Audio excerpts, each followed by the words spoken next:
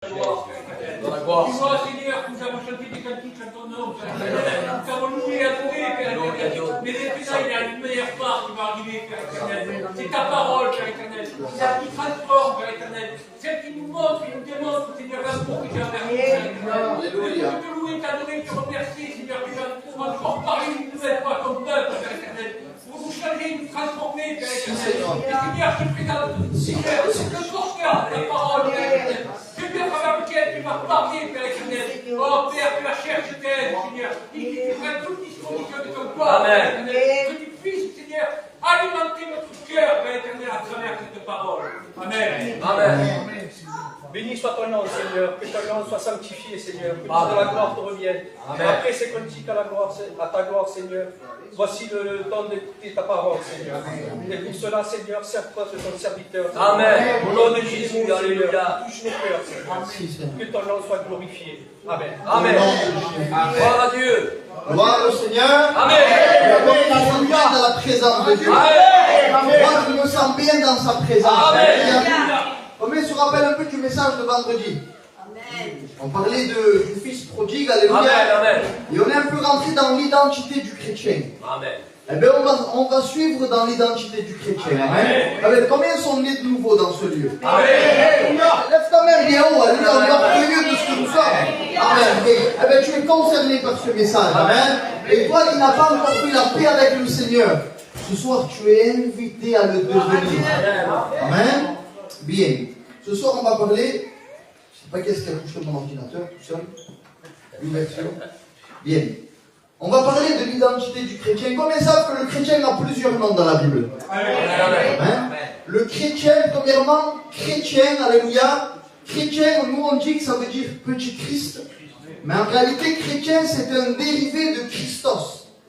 Et les chrétiens dans la Bible, ce sont ceux qui sont partisans de la doctrine de Christ. Amen. La Bible dit que ce n'est pas les chrétiens qui se sont eux-mêmes appelés chrétiens, mais les gens qui étaient hors de l'église, les appelaient, à Antioche exactement, les appelaient les chrétiens, les participants de la doctrine de Christ. Amen. Amen. Et ce soir, ne crois pas que ça va être compliqué, ça va être très simple. Alléluia. Amen. On a un peu parlé du Fils. Amen. On va parler maintenant, on va se centraliser sur la parole sainte. Alléluia. Amen. La Bible nous appelle les saints. Amen. On va rentrer dans ce thème puissant. Amen. Mais on va d'abord passer par les disciples. Amen. Combien savent qu'ils sont disciples de Christ? Amen. Alléluia. Combien savent être un disciple? Amen. Un disciple, c'est être un élève. Alléluia.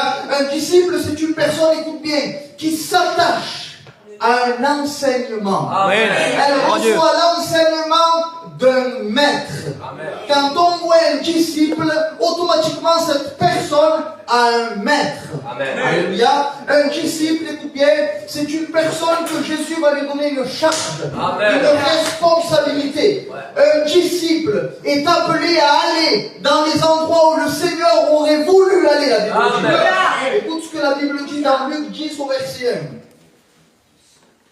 Après cela, le Seigneur désigna encore 70 autres disciples. Alléluia. Et il les envoya deux à deux devant lui dans toutes les villes et dans tous les lieux où lui-même devait aller. Amen. Amen. Est-ce que dans les endroits où tu te rends, les gens témoignent que tu es un disciple de Christ? Alléluia. Dans les endroits où nous sommes, le Seigneur doit y être. Est-ce qu'on reçoit cette parole? Amen. Amen. Que ce soit dans ton travail, que ce soit chez toi, bien évidemment, alléluia. Que ce soit quand tu fais des courses, les personnes doivent voir que Christ est dans ce lieu. Amen. Parce qu'un de ses disciples, une des personnes qui est attachée à son enseignement est là. Amen. Bien. La Bible dit dans le verset 17 de ce même chapitre, les 70 revinrent avec joie. Les disciples, regardez de ce que les disciples témoignent. Disant, Seigneur, les démons même nous sont soumis en ton nom. Ils sont conscients de ça. J'ai lu une doctrine, écoutez bien, j'ai lu une doctrine qui disait que les démons ne sont pas soumis aux chrétiens. Qu'il est interdit aux chrétiens de chasser les démons. laisse-moi te dire que c'est faux. Alléluia. Les démons sont soumis aux disciples. On ne parle pas de ministère. On parle de personnes régénérées. On parle d'enfants du Seigneur. On parle de personnes qui marchent dans les pas de leur maître. Ces personnes-là, les disciples, ont les démons qui sont soumis quand ils emploient le nom de Jésus. Amen. Bien. Ici la Bible est dans le verset 18. Et Jésus leur dit, je voyais Satan tomber du ciel comme un éclair. Voici, je vous ai donné le pouvoir de marcher sur les serpents et sur les scorpions, sur toute la puissance de l'ennemi. Rien ne pourra vous nuire. Combien de disciples il y a dans ce lieu? Tu as reçu la puissance de marcher sur les serpents. Je ne connais pas les attaques qu'il y a dans ta vie, mais laisse-moi te dire que tu as reçu autorité sur l'ennemi. Amen. Crois-le au nom de Jésus-Christ, c'est biblique. La Bible dit, alléluia, dans le verset 24, dans le verset 23, pardon, ma soeur. Et se tournant vers les disciples, il leur dit en particulier, parce que les disciples sont particuliers dans le cœur du Seigneur. Alléluia. Amen. Heureux les yeux qui voient ce que vous voyez. Car je vous dis que beaucoup de prophètes, de rois, ont désiré voir ce que vous voyez et ne l'ont pas vu. Entendre ce que vous entendez et ne l'ont pas entendu. Amen. Oui, on n'a pas le privilège des disciples qui ont été témoins oculaires du Seigneur. Mais en tant que disciples, on occupe la même position. Amen. Alléluia. Le disciple est celui qui reçoit la révélation cachée. Amen. Quand tu es une personne qui est attentive à l'enseignement du Seigneur, il y a une révélation qui est cachée depuis des milliers d'années, qui t'est révélée à toi. Est-ce que tu reçois, Église du Seigneur? Tu es privilégié en tant que disciple. En tant que disciple, tu occupes la position de celui qui reçoit ce que beaucoup ont voulu recevoir et ne l'ont pas reçu. Amen. Malheureusement, il y a beaucoup de disciples qui ne reçoivent pas, même si le Seigneur voudrait leur donner. Amen. Parce qu'ils sont préoccupés par les aléas de la vie, par autre chose que les choses importantes, spirituelles qui sont du Seigneur. Amen. Bien. La Bible nous appelle aussi les saints. Amen. Nous rentrons dans le message. Amen. C'était une introduction. Maintenant, nous rentrons dans le thème du message. Et j'aimerais que tu puisses être attentif. Combien sont attentifs à la parole? Alléluia. J'aimerais aussi qu'on puisse se calmer un peu et être centré sur la parole. Amen. Bien. Je glorifie le Seigneur pour les frères en feu. Amen. Bien. Les saints, alléluia, la Bible appelle l'église les saints par plusieurs reprises. L'apôtre Paul va dire bonjour aux églises en disant je salue tous les saints, alléluia. Amen. Nous sommes saints, combien le savent? Amen. La parole saint, c'est la parole agio, alléluia. Cette parole, ça veut dire chose très sainte. Amen. Consacrée, mise à part, séparée du monde pour servir le Seigneur. Amen. C'est ta position. Tu es saint, tu es consacré, tu es séparé du monde, tu es mis à part. Alléluia. Bien. La Bible dit dans 1 Corinthiens 6 au verset 10. C'est la définition que je donne aux saints. Parce que, bien des fois, pour comprendre une chose, il est nécessaire de voir son contraire. Amen. Ça nous permet de voir sous un autre contraste ce que nous sommes. La Bible dit, ni les voleurs, ni les cupides, ni les ivrognes, ni les outrageux, ni les ravisseurs n'hériteront le royaume de Dieu. Verset d'en dessous, s'il vous plaît, les frères, on est attentifs à la parole. Et c'est là ce que vous étiez, quelques-uns de vous, mais vous avez été lavés, vous avez été sanctifiés, mais vous avez été justifiés au nom du Seigneur Jésus-Christ par l'Esprit de notre Dieu. Oubliez, les saints, ceux de l'Église du Seigneur, c'est des personnes qui ne sont ni cupides, ni ivrognes, ni voleurs. Alléluia.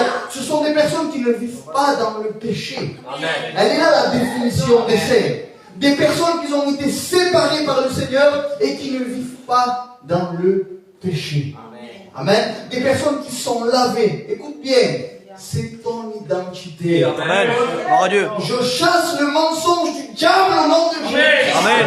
Le diable veut nous accuser, mais c'est un menteur. Amen. Tu es saint en Jésus-Christ. Amen. Tu es une personne qui a été lavée par le sang de Jésus. Tu es pur, sans tache. Amen. Alléluia. Écoute ce que dit la Bible. Notre sainte rose, ça m'a plu. Je l'ai reçu dans la prière, alléluia. Je l'ai reçu dans la voiture, je me lamentais sur moi-même. Le Seigneur m'a parlé. Écoute bien, sois attentif, c'est important. Notre sainteté, Rosendo, elle débute dans le corps de Christ. Amen. Gloire à Dieu. Gloire à Dieu. Écoute. Amen. Le Seigneur dit dans Jean 17, au verset 19. Et je me sanctifie moi-même pour eux, afin qu'eux aussi soient sanctifiés par ta parole, par la vérité, pardon. Alléluia. Écoute bien. Dans sa nature divine, Jésus-Christ est saint. Amen. Amen. Gloire à Dieu. Jésus est saint par nature, dans sa nature divine. Mais écoute, la sainteté fait partie de la nature divine, Amen. pas de la nature humaine. Dans sa nature humaine, Jésus s'est sanctifié. Amen. Hein? Écoute bien, écoute bien. Jésus fut tenté en toutes choses. Amen. On va y rentrer ensemble. Et Romains 4 au verset 15. Écoute bien, sois attentif, alléluia, parce que si tu perds le fil, il est possible que tu reçoives mal cette information. Car nous n'avons pas un souverain sacrificateur qui ne puisse compatir à nos faiblesses. Au contraire, il a été tenté comme nous en toutes choses, sans commettre de péché. Amen. Alléluia. Jésus-Christ a été tenté comme nous en toutes choses, mais différemment. Quand nous sommes tentés, nous, c'est par notre propre convoitise. Notre tentation commence par notre intérieur. La Bible dit dans Jacques 1 au verset 13. Sois attentif, alléluia. Jacques 1 au verset 13. Que personne, lorsqu'il est tenté, ne dise « c'est Dieu qui me tente ». Car Dieu ne peut être tenté par le mal et il ne tente lui-même personne. C'est pour cela que ce n'est pas dans sa nature divine qu'il fut tenté. Dieu ne peut être tenté parce qu'il est saint dans sa nature. Amen. Mais il a été amen. Soyez attentifs, le frère, s'il vous plaît. Mais c'est dans sa nature humaine qu'il fut tenté. Est-ce que tu reçois la parole du Seigneur? Regarde le verset 14. Mais chacun est tenté comme il est attiré et amorcé par sa propre convoitise. Nous sommes de nature pécheresse. Jésus, non. C'est pour cela que nous sommes attirés, amorcés par notre propre convoitise. Alléluia. Car nous sommes tentés, ça part de là. Mais Jésus-Christ, toutes les tentations qu'il a reçues ont été externes. Amen. Et ne pouvaient rentrer dans son intérieur. Parce que Jésus est impeccable. Jésus ne pouvait pas pécher. Alléluia. Et il y a une image qu'un docteur va dire, le docteur Elvis Carvalho, ça va dire. De la même façon que le constructeur d'un pont passe lui premièrement dans le pont pour montrer que le pont ne peut pas tomber. Alléluia. Le constructeur d'un pont ne passe pas dans le pont pour voir s'il peut tomber, mais pour montrer aux personnes qu'il ne peut pas tomber. Ainsi, Jésus-Christ fut tenté, non pour voir s'il pouvait pécher, mais pour montrer au monde qu'il était impeccable. Que Jésus-Christ ne pouvait pas pécher. Il a été tenté en toutes choses, mais en lui, il n'y avait aucune convoitise. Le péché n'avait aucune possibilité dans la terre. Parce que Jésus-Christ, alléluia, est impeccable. Il s'est sanctifié pour nous. Notre sanctification a commencé dans son corps. Notre sainteté, pardon, a commencé dans son corps. Il s'est revêtu d'humanité. Alléluia. Il a mené ce corps jusqu'à l'obéissance de la mort sans jamais pécher. Alléluia. Et nous participons à sa sainteté. Écoute bien. Écoute bien. La Bible dit dans 1 Corinthiens 15, 55, ce Christ qui fut tenté en toutes choses, alléluia, a vaincu le péché. Amen. La Bible dit, 1 Corinthiens 15, 55, Ô mort, où est ta victoire? Ô mort, où est ton aiguillon? Verset 56. L'aiguillon de la mort, c'est le péché. Et la puissance du péché, c'est la loi. Verset 57. Mais grâce soit rendue à Dieu, qui nous donne la victoire par notre Seigneur Jésus-Christ. Amen. Celui qui a vaincu le péché Amen. nous a transmis sa victoire. Amen. Église du Seigneur, est-ce que tu reçois cette victoire? Amen. Tu as reçu la victoire sur le péché. Le péché, alléluia, est soumis à toi-même. Amen. Tu as la puissance de refuser le péché. Tu as la puissance d'avoir la victoire sur le péché. Et Jésus-Christ t'a communiqué sa victoire. Amen. Alléluia. Par le triomphe de la croix. Amen. 1 Pierre 2,24. Que Dieu bénisse ma soeur Marie au nom de Jésus-Christ. Amen. Alléluia. 1 Pierre 2,24. La Bible dit, lui qui a porté lui-même nos péchés en son corps sur le bois, afin que, mort au péché, nous vivions pour la justice. Lui, par les meurtrissures duquel vous avez été guéris. Alléluia. Ce passage est en train de dire, s'il vous plaît les frères, Ronald, s'il vous plaît. Ce passage est en train de dire que le Seigneur Jésus-Christ, il a pris un corps semblable au nôtre. Alléluia. Pour prendre nos péchés en son corps. Il est le sacrifice de substitution. Et en prenant le péché en son corps, alléluia, le Seigneur a eu victoire et nous a donné sa victoire. Écoutez, la Bible dit dans Galates 2:20.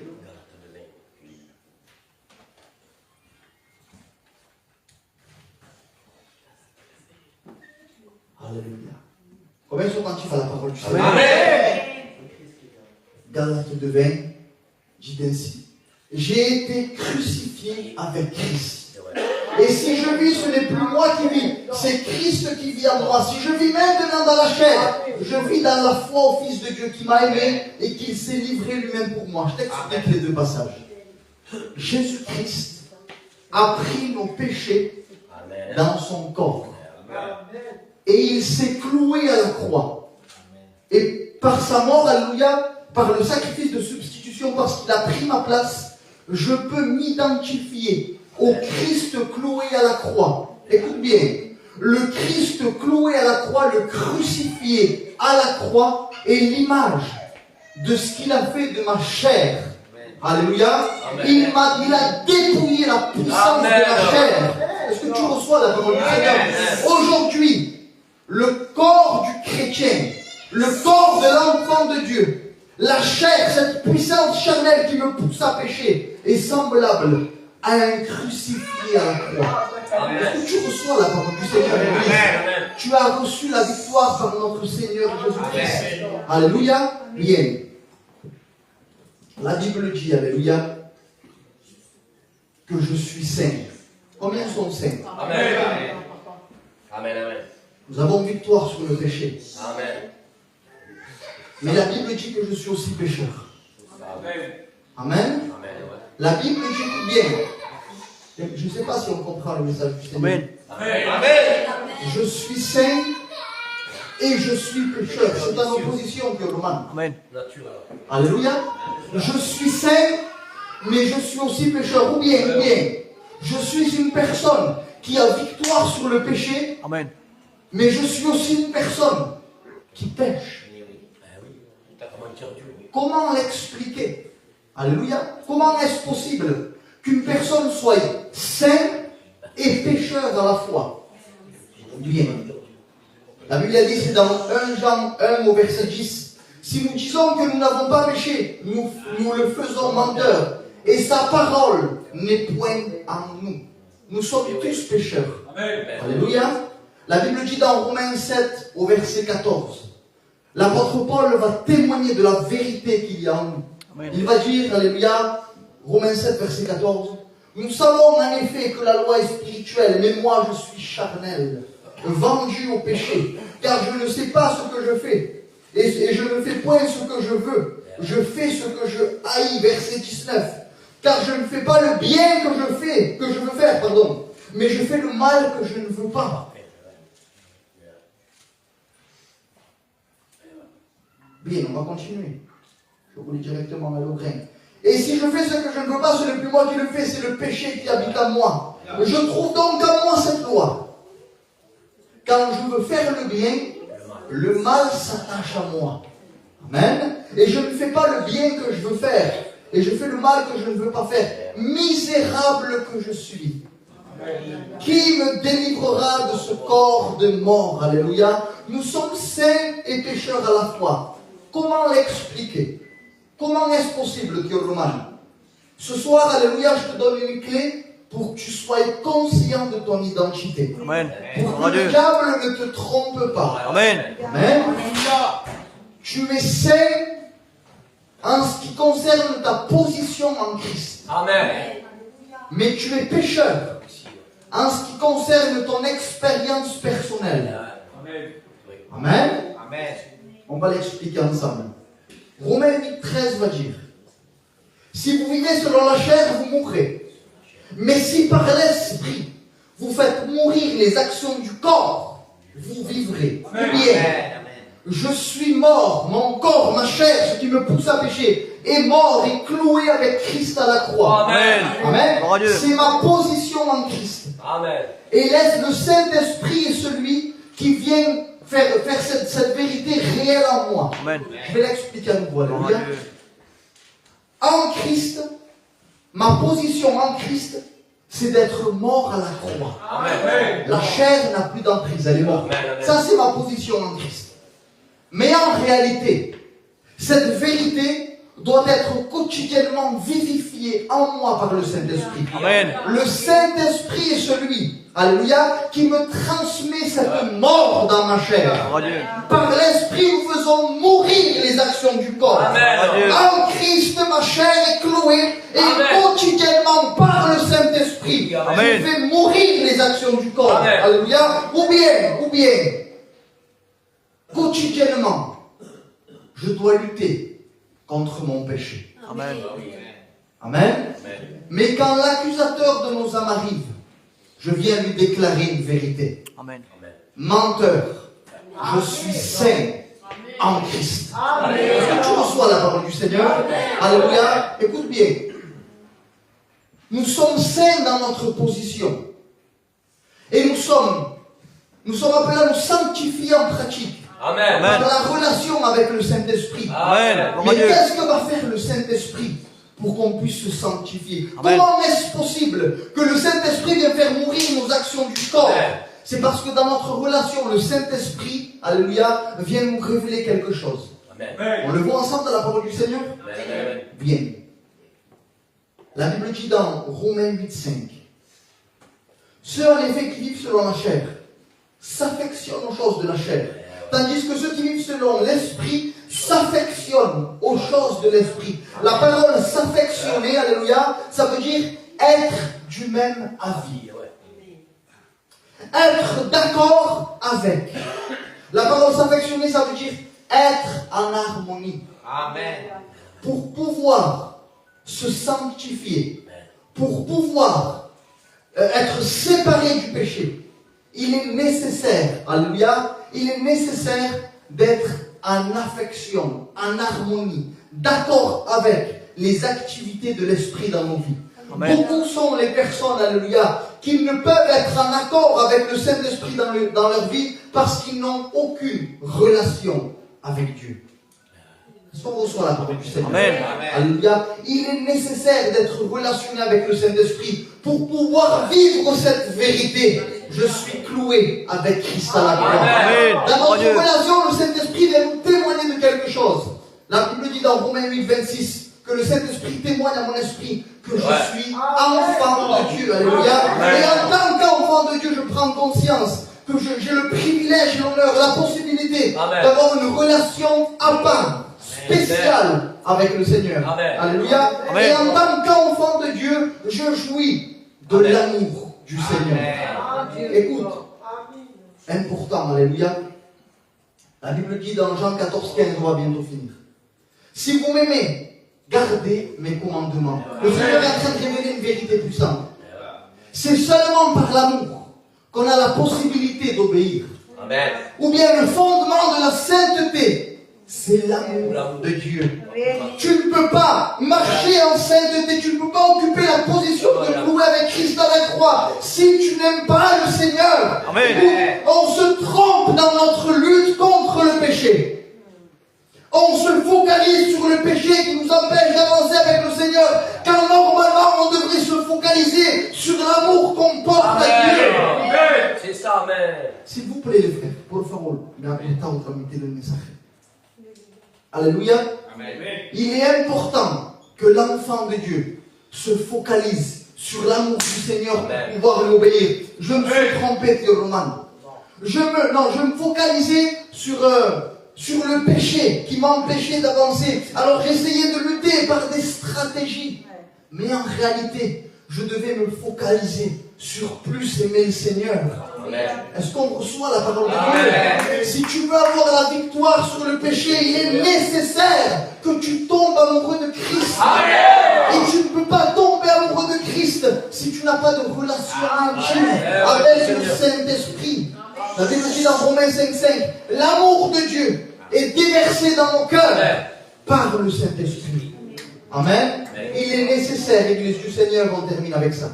Il est nécessaire que tu intimes étroitement avec le Saint-Esprit. De ce fait, l'amour de Dieu va te mener à une sanctification que tu ne connais peut-être pas encore. Amen. Alléluia. De ce fait, alléluia, si tu as une relation intime avec le Saint-Esprit et que tu rentres dans l'amour de Dieu, tu as victoire sur le péché. Amen. On ferme nos yeux, on prie Seigneur. Amen. Alléluia.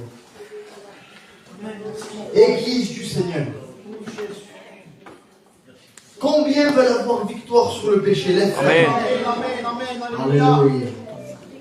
Si tu lèves ta main, c'est que tu reconnais comme moi que ton corps, que ta chair est encore actif. Amen. Et que tu as besoin d'occuper cette position en Christ, d'être cloué à la croix avec le Seigneur par expérience. Alléluia. Amen. Et nous allons prier ensemble. Seigneur mon Dieu, nous sommes devant ta grâce. Amen.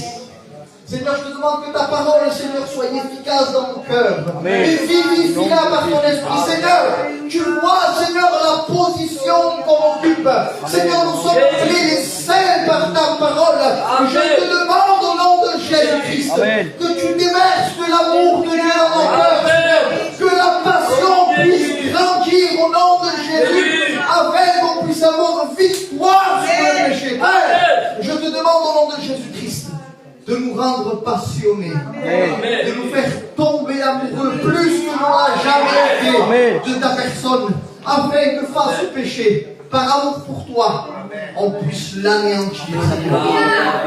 Merci pour ta parole qui est bonne et efficace. Je te demande de la fructifier en nous, dans le précieux et glorieux nom de Jésus-Christ. Amen. Merci pour ta grâce. Alléluia. Ici la parole du Seigneur, Église. Et je vous laisse avec mon frère Fred. Amen. Merci mon frère André. Alléluia. Alléluia. Merci pour la parole. Alléluia.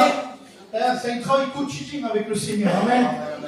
L'amour, c'était le message, la douceur, on parlait d'amour. Alléluia. Le Seigneur nous montre que